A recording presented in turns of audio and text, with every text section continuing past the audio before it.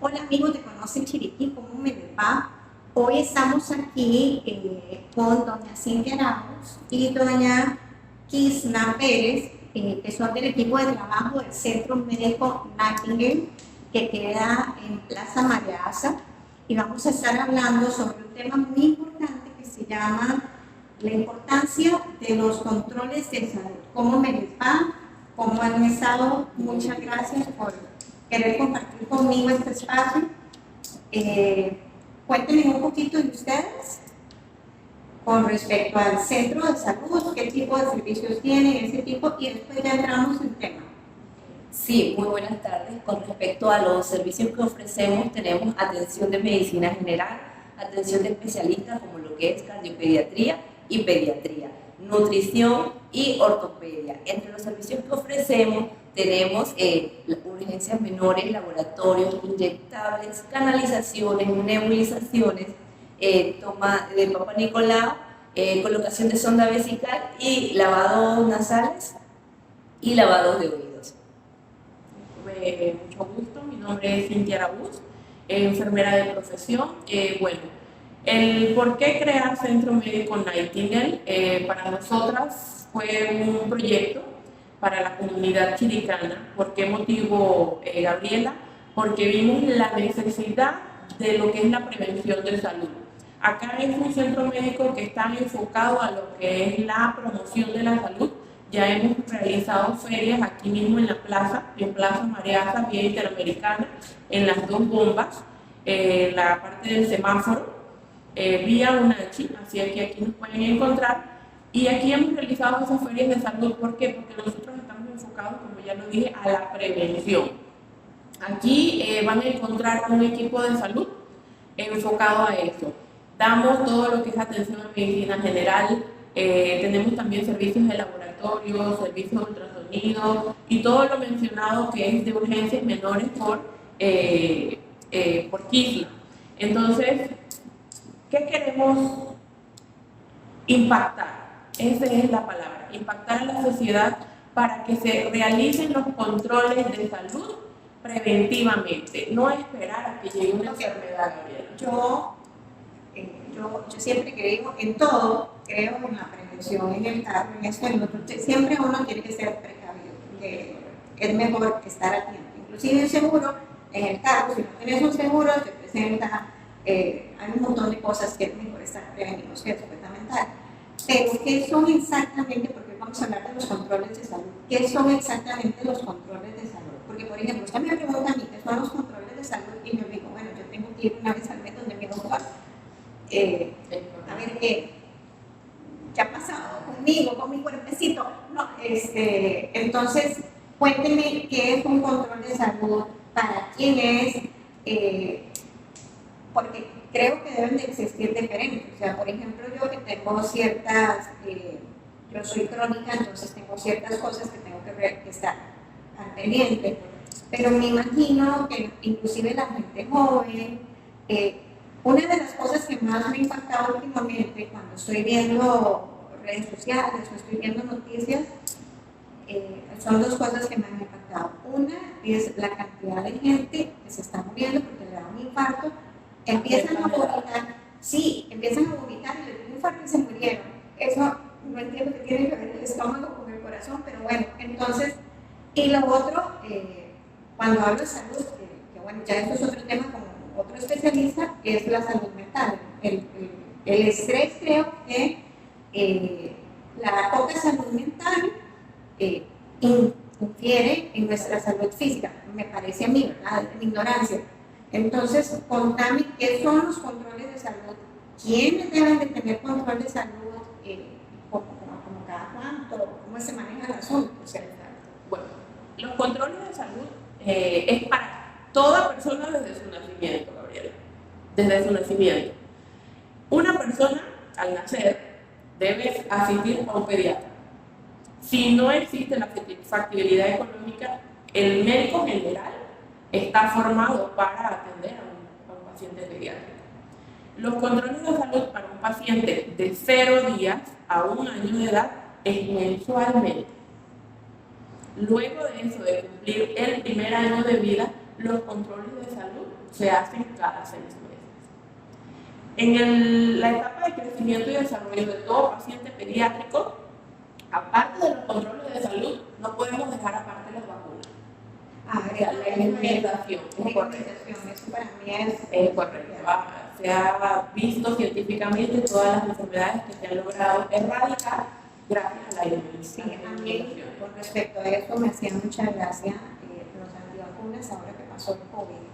Tengo muchos amigos que se hicieron antivacunas y se murieron, y cuando se estaban muriendo decían, vacúnense. Y mucha gente decía, es que yo no sé qué tiene, yo tampoco sé qué tiene la viruela, ni siquiera sé qué tienen las pastillas que me tomo todos los días, digo, y ahí voy, porque para eso yo voy a un profesional. Entonces, las vacunas son súper importantes. Claro que sí. Bueno, vamos a llegar hasta los 5 años de vida. Un paciente pediátrico, luego de cumplir esa edad de los 2 años, ya debe ir al médico, al pediatra, o sea, medicina general también puede acudir cada año hasta los 5 años. Si existe, como bien lo dijiste, Gabriela, alguna enfermedad, alguna patología, o el niño tiene ya una enfermedad desde su nacimiento, el médico especialista indicará si los controles de salud se hacen cada mes. Exacto, cada mes, cada 4 meses, cada 6 meses, el control de laboratorio. Para todo control de salud, Gabriela, se debe llevar laboratorio previo, con una vigencia de 3 meses. ¿Por qué? Porque un especialista o un médico general necesitan saber cómo está ese paciente, ya sea pediátrico, adolescente, adulto, cómo está. Pregunta si en el aire existe un nombre, yo no sé, porque yo veo que cuando uno va al médico y pone un montón de cosas, un montón de preguntas que yo no entiendo, y después yo voy y los pongo en el laboratorio. Pero entonces usted me dice que puede uno, antes de ir al doctor, ir ya con los exámenes. Previamente en el control anterior le va a decir, usted debe traerme esto para el control. Todo médico se maneja así. Y si yo, por ejemplo, nunca he ido. Bueno, yo por lo general voy, pero exacto, me hacen el montón. Procuro ir una vez al año a lo que es control general, al control, digamos, yo padezco de fibromialgia, de hipertensión, eso voy una vez al mes. Y al ginecólogo procuro sacar 6 meses, o sea, dependiendo de la parte, yo creo que así es, al menos yo lo hago así. Entonces, mi pregunta es, si yo puedo llegar, por ejemplo, donde ustedes y decirles, bueno, no he ido al médico general, pero necesito un chequeo, necesito los exámenes de rutina. ¿Ustedes entienden qué necesito? Sí nos ha sucedido, Gabriela. Parece mentira. Personas que vienen y nos dicen, vengo con un malestar, me duele la boca del estómago, siento que veo estrellitas, me suman los oídos. Al momento de hacerle el triage, acá en el centro médico, vemos que es un paciente que tiene la presión altísima. ¿Eso sale en la sangre? Los triglicéridos, todo el perfil lipídico. Entonces, vemos que ese paciente está teniendo una crisis hipertensiva en ese momento, Gabriela. Obviamente, como tenemos el cuarto de urgencia, atendemos la urgencia, pero de una vez captamos a la persona y le damos la información de los controles de salud. No necesita la consulta médica en el momento para el control de salud, porque estamos atendiendo la urgencia en el momento, pero sí damos la orientación y la educación de los controles médicos.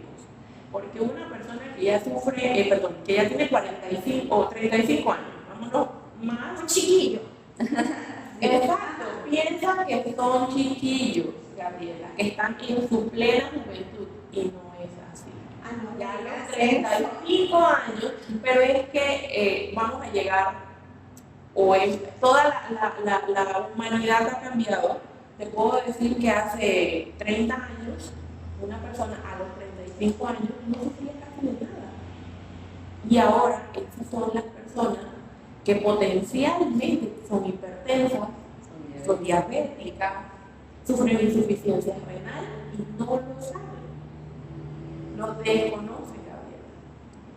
Entonces, una persona que tiene una crisis hipertensiva no controlada, no toma ningún medicamento, nunca se han hecho un laboratorio, van a sufrir una insuficiencia renal. Entonces, después van a decir, orino poco, o no voy al baño. Entonces, la presión arterial que hace daña muchos órganos, Gabriela. Muchos órganos, daña la visión, daña los riñones. Entonces, la persona después, cuando ya está llegando a los 40, 45 años, dice, no orino, no veo bien. Muchos sufren accidentes cerebrovasculares en la calle y ya mueren a temprana edad. ¿Por qué no existen los controles de salud preventivos?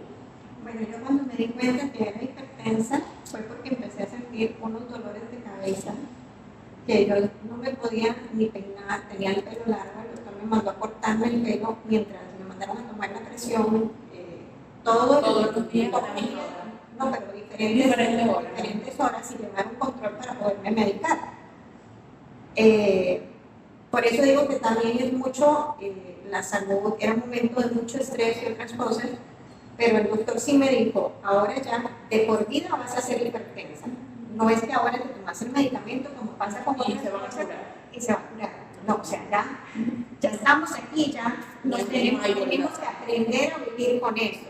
Entonces, yo creo que esas tal vez, si yo desde más antes o anteriormente hubiera notado, por ejemplo, cierto tipo de cambios en mi cuerpo, lo que pasa es que a uno no le gusta hacerse viejito. Por ejemplo, se me pregunta a mí, yo soy una carajita de casi 50 años. Yo les digo a mis hijos, ya casi cumplimos la misma edad. O sea, no lo puedes aceptar.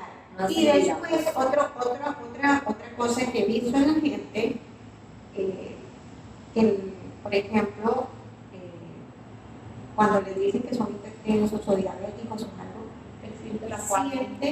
sienten como que, yo sé que yo no soy normal, pero la mayoría de la gente lo ve como algo sumamente terrible. Yo me acuerdo que cuando a mí me dijeron y me empezaron a diagnosticar, me empezaron a dar las pastillas, yo era la más feliz del mundo y la gente se me quedaba viendo y me decía, ¿qué te pasa? ¿Sos feliz? Digo, no, eso no me pone feliz, pero el hecho de que ya sepa que lo tengo, el hecho de que me tenga que tomar el medicamento, me hace sentirme mucho mejor. Entonces, un montón de cosas que antes sentía, los dolores de cabeza, el no sé qué, el no sé cuánto, en la fibro, me agarra que se me ponen duras las articulaciones, entonces me provoca muchísimo dolor. Entonces, al estar bien medicada, puedo llevar una vida prácticamente normal. Por supuesto que tengo que cuidarme lo que es la comida, tratar de caminar, por lo menos, ¿verdad? Tratar de manejar mis emociones, que es la parte que más me cuesta. Entonces, los controles de salud nos van a tener no solamente a prevenir algo, sino que nos van a dar una mejor calidad de vida. Empezamos, eso yo lo llamo envejecer dignamente. O sea, porque qué terrible andar como un carrito chocho ahí, no se ve jóvenes y estar. Exacto, entonces, ¿a qué edad la gente debería empezar a tener conciencia de que ya no estamos tan jóvenes? Aunque nos sintamos jóvenes, ya no lo estamos. Entonces, ¿a qué edad debería de ir como esta transición? Porque yo creo que es una transición psicológica. O sea, a mí me hace gracia, una de las cosas, nosotras como mujeres, una de las transiciones que a mí más me costó es de cuando me empezaron, o sea, antes me decían muchacha, y ahora me dicen señora. Y cuando me empezaron a decir señora, donde yo voy a mirar a los muchachos, me empezaron a decir señora, yo decía, ¡ay Dios! Entonces, cuando uno acepta también que uno pues, va envejeciendo, es mucho más placentera la vida. Así que explíqueme un poquito más de eso. ¿Cómo hacemos para que la gente caiga mejor en conciencia que no es algo terrible? Que bueno, no es como... voy a llegar hasta los 18 años para que Gina nos profundice de los 18 años en adelante. Los 18 años todavía está teniendo el pediatra. ¿En serio? Sí, hasta los 18 años. pero no quiere decir que vayas exclusivamente con el pediatra. Pero ese es el rol o el papel que desempeña un especialista en pediatría, atender hasta los 18 años. Yo llevé a los míos como hasta los 12, ya después los llevaba a medicina Medicina general. general. Por eso les digo, existe la opción de que si no desean ir a un pediatra, el médico general está capacitado para ver el niño desde 0 hasta los 18 años. No hay ningún problema, pero en sí debería ser el pediatra. Ahora, a partir de los 18 años, Kina le va a dar qué es lo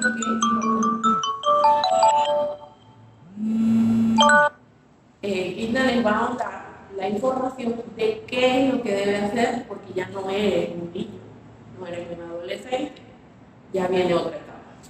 Sí, bueno, para continuar con el manejo del paciente adulto a partir de los 18 años, ya sería un control con medicina general, dependiendo. Si eres mujer, inicio de vida sexual adulta, tendrías que ir con tu ginecólogo una vez al año a realizarte tu Papá Nicolau, control de salud estricto. Prevenimos en este caso cáncer de mama, revisión general y cáncer cervicuterino. Yo aquí tengo una pregunta, perdón por interrumpir. Claro que sí. Usted me dice a los 18 años ya tiene que hacerse el Papa Nicolau. O sea, Papá Nicolau, si ya has iniciado vida sexual activa. Esa es una de las preguntas que siempre he tenido y he leído y he escuchado diferentes opiniones al respecto. Que dicen que las chiquitas a los 12 años ya tienen que hacerse un Papa Nicolau y yo digo, ¿por qué o para qué? No es necesario, a menos que la niña tenga alguna condición de salud ginecológica que necesite una evaluación. La toma de Papa Nicolau se recomienda a partir de inicio de vida sexual activa. Lo referimos a partir de los 18 años, pues porque ya eres un adulto, pero pues sabemos que nuestra población en algunas ocasiones pues, a temprana edad tiene pues inicio de lo que es la vida sexual. Así que en el momento que inicias, debes iniciar también tu control de salud en cuanto a la parte sexual y reproductiva, que en este caso sería la toma de Papa Nicolau, examen de mama, y con esto pues evitaríamos o llevamos un control, porque en este caso podríamos ver diferentes enfermedades de transmisión sexual que nos pueden llevar al final a lo que es un cáncer cervicuterino, y lo vamos a ir viendo y detectando de manera temprana para dar una mejor atención.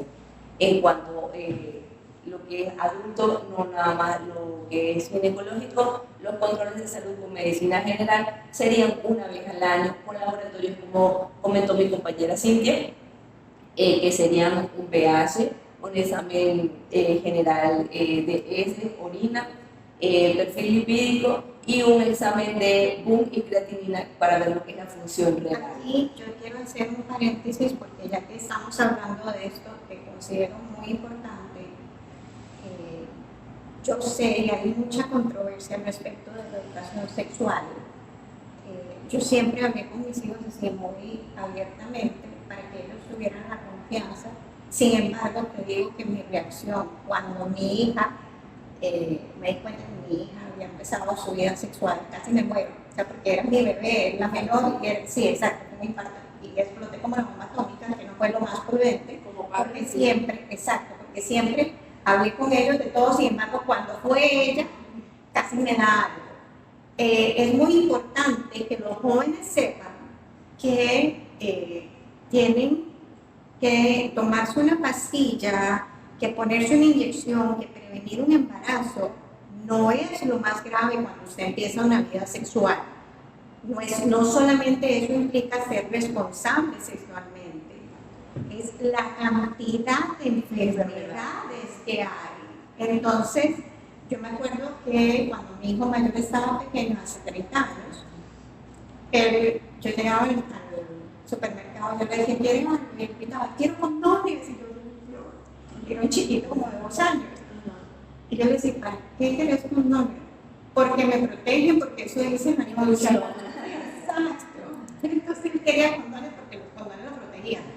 Entonces es muy importante, a ver si ustedes me ayudan, porque yo francamente eso no sé cómo ser comunicativa en ese, pero que sí sepan que la sexualidad responsable no es únicamente no quedar embarazada. Exactamente. La sexualidad responsable son muchísimas cosas. Gabriela, te voy a dar un dato, no de Estados Unidos, no de México, no de un país grande. Estamos hablando de Panamá.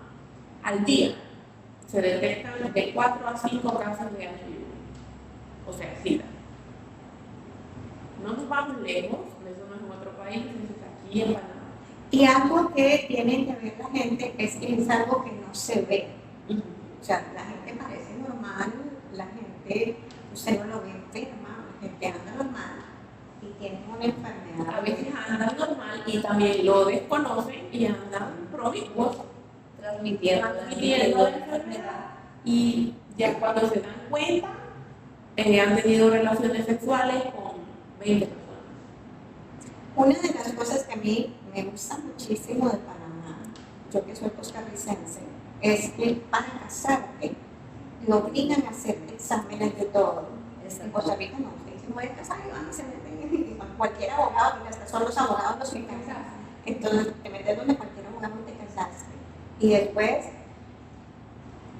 viene todo el problema después. Debería ser así como son aquí, que uno para casarse tiene que hacerse todos los exámenes. Los exámenes prematrimoniales. Y yo creo una de las cosas más importantes como personas, como individuos, es disfrutar nuestra sexualidad. Sin embargo, tenemos que tener como ese miedo y tenemos que protegernos. Entonces, yo en mi cerebro, en mi forma de ver el mundo, digo que la fidelidad ya no se volvió una cuestión de sentimientos, de que te quiero mucho, por eso te soy fiel, no, es una cuestión de salubridad. Porque si yo quiero disfrutar mi vida sexual, quiero hacerlo con alguien que yo no sienta que tengo que protegerme. Entonces, siempre que se va a empezar una relación sentimental con alguien, hay que ver primero los valores que tiene esa persona. Correcto. Y llevarme al doctor a ver si coinciden los valores con todo lo demás.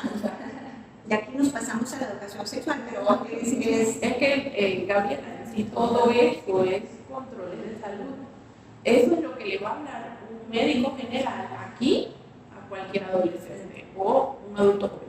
Y tengo entendido, para los que no saben, que cuando son enfermedades de transmisión sexual se las pueden hacer en el Seguro Social sin ningún costo. Es correcto.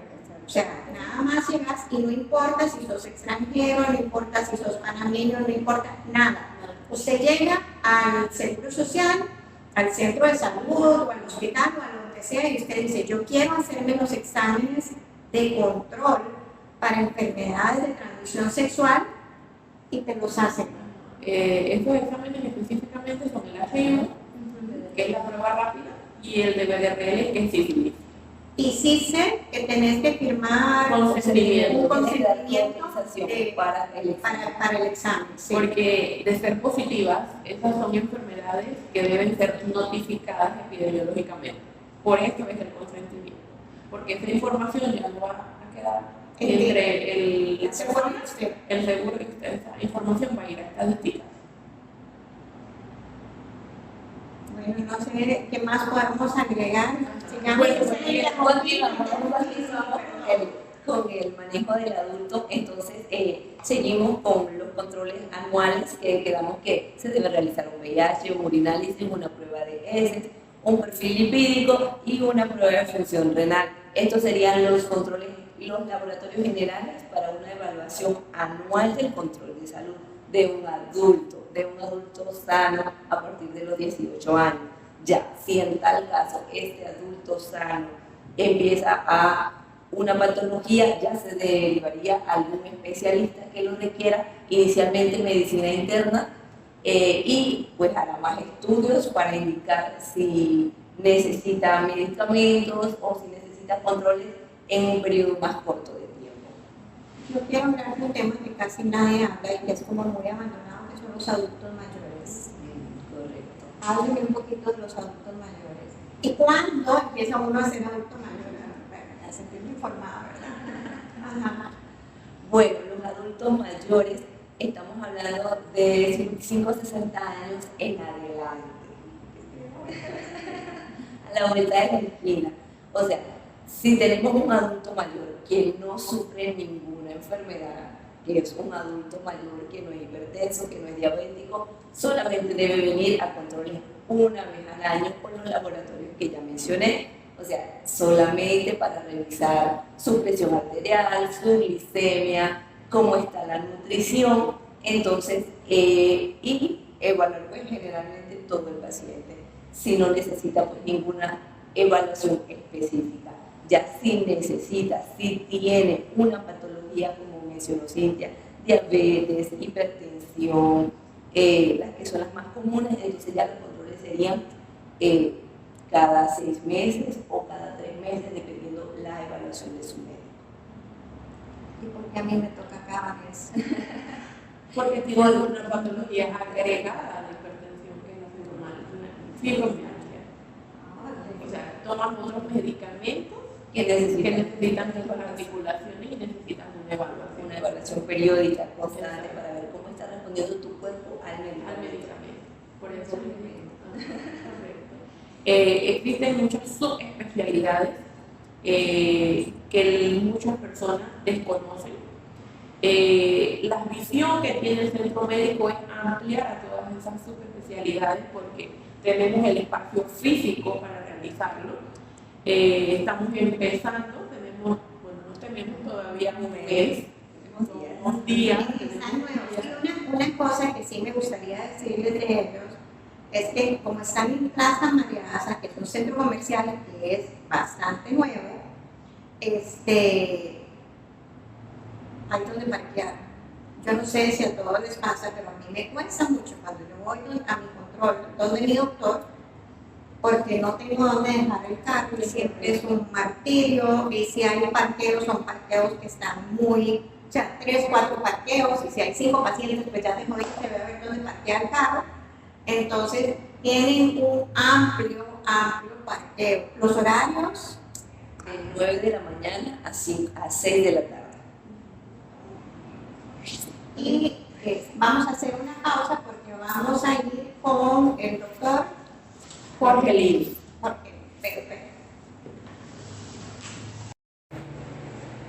Hola, estamos aquí de vuelta con el doctor Jorge Lili, que es un médico general. ¿Cómo está, doctor? Bastante bien, gracias. Cuéntenme un poquito de usted, de todo, o sea, de la experiencia. Sí, bueno, yo comencé a trabajar a partir de este año. He tenido la oportunidad de ver los pacientes, principalmente en lo que se trata de la atención médica primaria, y poder ayudarlos, más que nada, los problemas que puedan tener en el momento y de vez en cuando con pacientes que tengan enfermedades que se les haya que controlar. Ok, cuéntenme, hemos estado hablando hoy del tema del control de salud. Cuéntenme acerca de ese tema. Bueno, el control de salud se debe realizar ya sea como una especie de chequeo médico, por lo menos anual. Hay una persona que le gusta hacerlo hasta 2 veces al año. Esas personas que estén sanas, que piensen que no tengan nada, pero ya hay una persona que tenga alguna enfermedad diagnosticada, como la presión o la diabetes, ellos sí tienen que hacer por lo general controles más seguidos.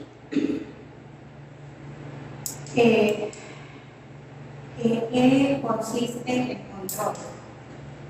Bueno, principalmente dependiendo de cuál es el diagnóstico del paciente. En el caso tal de que sea, por ejemplo, la presión, es muy importante que muchas veces se dice que ellos intenten tener un aparato para poder tomarse la presión, y cuando ellos se sientan mal, ellos se la miden, y si ven que están fuera del rango, a pesar de que estén tomando sus medicamentos, de que se sientan mal a pesar de sus medicamentos, entonces a la hora de venir a hacerse el control, nosotros nos encargaríamos entonces de ver si es que el medicamento ya no le está funcionando y hay que hacer uno nuevo, o si hay que agregar otros medicamentos además de que ya tiene.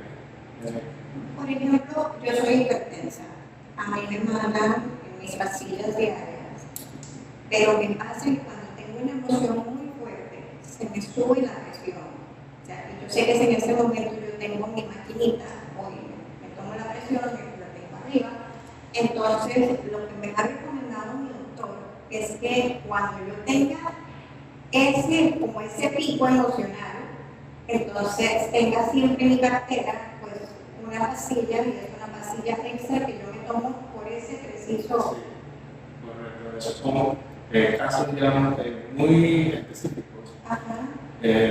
Cuando se realizan los controles de salud, muchas veces ya el paciente lleva bastante tiempo tomando el medicamento sin darse cuenta de que puede que ya no esté funcionando, porque hay pacientes que pueden desde menos de 18 años por un componente genético empezar a tener ese tipo de enfermedades. Entonces ellos desde ya muy joven tienen que tomar los medicamentos, y a veces el medicamento empieza a perder efectividad en uno, se tiene que agregarle otro o cambiándolo completamente. Eso es lo que nosotros queremos ver durante los controles de salud, ver cuál es el estado actual del paciente, si está tomando medicamentos, si están funcionando de verdad, y en caso tal de que sea necesario cambiarlos. Otra cosa que a mí, bueno, en mi experiencia personal me pasó es que al principio yo tomo dos. Una se llama Icabril, me provocaba una tos terrible. Sí, correcto. Después pasé a otra, que no me acuerdo cómo se llamaba, y que me provoca como un mareo, una náusea, como no sé qué. Entonces también lo quitamos. Entonces ahora estoy con mi Sinopril, que lo que me causa es como a veces como resequedad en la garganta, pero entre todos, exacto. Entonces, ¿cómo identificar cuando un medicamento no te está haciendo efecto o no sé cómo lo identifica la persona? Es que el tratamiento es por paciente. Uno intenta generalizarlo a veces porque los estudios demuestran que la gran mayoría de las personas no funcionan, pero hay ciertos pacientes que no se van a encontrar dentro de esa mayoría, y con ellos entonces hay que darle los tratamientos alternativos. Por ejemplo, el primer tratamiento que le dieron a ustedes de la tos es algo muy común en ese tipo de fármacos, y muchas veces cuando se les da ese tratamiento se les puede decir este medicamento puede causar la tos, puede que no te cause. Hay algunas personas que sí, algunas personas que no, y se le da entonces al paciente probar. Ya en el siguiente, por ejemplo, si es un paciente que recién está comenzando, uno le puede decir, te vamos a dar este medicamento, en una semana regresa y nos cuentas cómo te ha ido, porque no siempre regresan a tomarse la presión allí mismo, sino que uno le da la listita, que ellos hacen su control y dicen, doctor, así, o me he tomado la pastilla pero me he sentido mal, así que no la he tomado. Entonces, dependiendo de cómo le va al paciente, uno decide si cambiar o no medicamento. Ahora, creo que ese tipo de enfermedades ya son parte de la vida de nosotros, o sea, y mucha gente lo toma así como algo de, tengo esto, tengo lo otro, y lo ven como un castigo de vida, no sé, una cosa así. Ya casi que yo creo que es muy normal que la gente sea hipertensa, diabética, o tenga fibromialgia, Sí. ya después de cierta edad es imposible que tengamos todo funcionando bien. Sí, es que a medida que la esperanza de vida de las personas aumente, así mismo van a empezar a aparecer nuevas enfermedades que quizás anteriormente no estaban tan comunes en la sociedad.